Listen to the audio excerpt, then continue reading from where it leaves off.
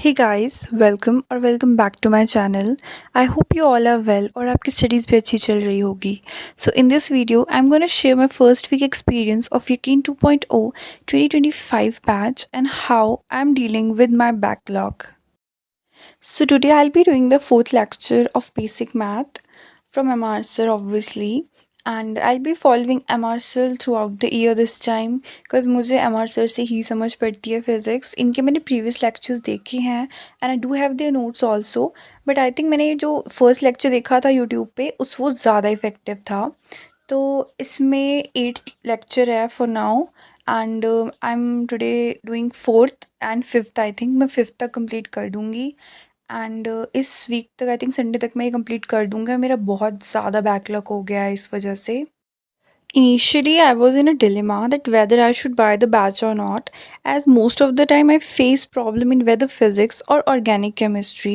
So after attending the lecture of MR on YouTube, it was, I think it was a worth it deal for me, as I only bought this batch for physics mainly because physics हमारा rank deciding subject होता है and physics में confidence तभी आएगा जब आप उसके questions practice करोगे. A lot of questions were also about मैं कौन सी टेस्ट सीरीज ज्वाइन करूँगी. So for now I'll be giving upcoming test of this batch as along with the self test और जो previous year के AITS थे वो दूँगी, and I'll try to do maximum set of questions this time and I'll suggest you also to do the same. And as a partial dropper, it's not possible for me to join any offline coaching for now. So I'm planning कि मैं last के few months में ही offline coaching join कर दूँगी according to my convenience. अगर exams ना हुए तो otherwise I'll be giving the online test series of this batch and I'll try कि मैं maximum set of questions self test में ही कर दूँ so that मेरी practice अच्छे से हो जाए. In the 1 week of preparation, it's really hard to sit continuously for hours for me. And for now, I have completed 4 lectures of basics math along with the DPPs. And I think it's really easy for me to now understand कि कौन सी चीज़ कहाँ से आ रही है. Cause मेरे को बहुत ज़्यादा प्रॉब्लम ना इन्हीं कैलकुलेशंस में होती थी और इनिशियली सर ने वही चीज़ें हम आपको पहले ही करा दी हैं. And my notes are something like this. Sir ने इनमें ना कुछ नवी चीज़ें भी करवाई है और कुछ बेटर वे में करवाई है. मतलब जैसे ये वाला टॉपिक है ये आपको बहुत से चैप्टर्स में मिल जाएगा. ये मतलब सर ने ना कंसेप्ट्स लिखवाए हुए हैं और उनका करने का तरीका सिखाया हुआ है, उनकी अप्रोच सिखाई हुई है, उनको किस तरीके से करना है. And along with that approach के साथ साथ क्वेश्चन प्रैक्टिस इज़ मस्ट.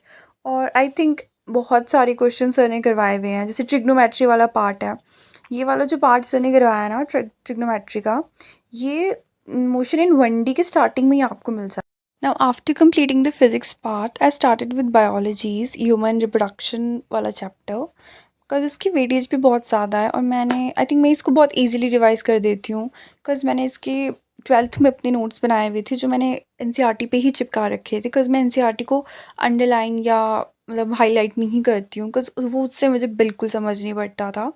तो मैंने ये पेजेस ना इसी में चिपका रखे थे जस्ट बिकॉज कि मेरे को ईजी हो जाए और साथ साथ रिवाइज़ करती थी. एनसीईआरटी की रीडिंग लेते लेते ये वाले नोट्स मुझे ज़्यादा इफेक्टिव लगते थे.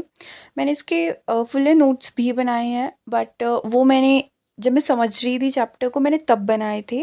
अदर देन दैट मैं इन्हीं से ज़्यादा इस चैप्टर को रिवाइज़ करती हूँ.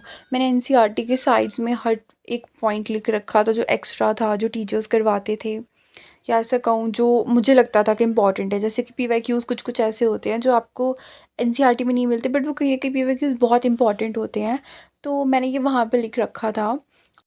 तो मैंने आज इसका मेल रिप्रोडक्टिव पार्ट ही कंप्लीट करा. एनसीईआरटी रीडिंग ली उसकी, उसके साथ जो डीपीपी थी वो सॉल्व करी थी मेरे पास, प्रीवियस जो थी मेरे पास वो करी, और उसके साथ साथ एमटीजी के क्वेश्चंस लगाए मैंने इस टॉपिक के बिकॉज ये भी इंपॉर्टेंट टॉपिक है. और इसमें ज़्यादा कुछ है नहीं करने के लिए, बस इसके डायग्राम्स अगर आ जाएंगे ना तो आपको चीज़ें समझ पड़ जाएगी. इसमें कुछ ट्रिक्स थी किस तरीके से याद रखना है. और मैं बहुत ज़्यादा थक गई थी फिज़िक्स के 2 कॉन्टीन्यूस लेक्चर देख के जो 2-2 घंटे के थे. And this is my NCERT. आप देख सकते हो मैंने इस पे पूरा पैराग्राफ को एक टैबुलर फॉर्म में लिख रखा है अलॉन्ग विद मेरे रिप्रोडक्टिव पार्ट का जो पूरा जितना भी आप समझ सकते हो ना कितना हो सकता है वो 2 पेज पे मैंने ना पूरा कर दिया था. और बस इसमें डायग्राम्स के कुछ ऊपर नीचे लिख रखे थे बिकॉज डायग्राम्स भी इसमें बहुत इंपॉर्टेंट है. So guys, that's all for today, and thanks for watching, and I'll see you in the next video. Bye.